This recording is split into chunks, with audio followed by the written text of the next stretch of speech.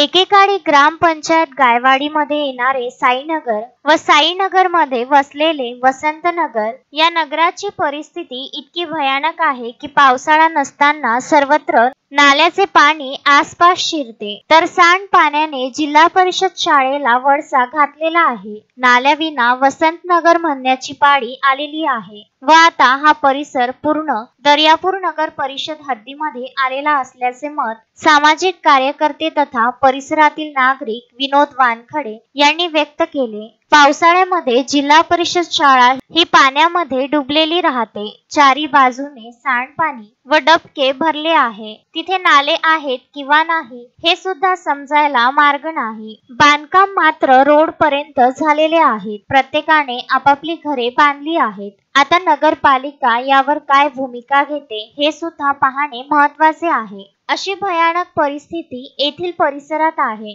म्हणूनच नाल्या नसलेले वसंतनगर वसले कसे काय, हे लेआउट कोणाचे, याची सर्वत्र जबाबदारी कोण घेणार हे सुद्धा पाहणे महत्त्वाचे आहे. गजानन देशमुख, विदर्भ न्यूज, दर्यापूर.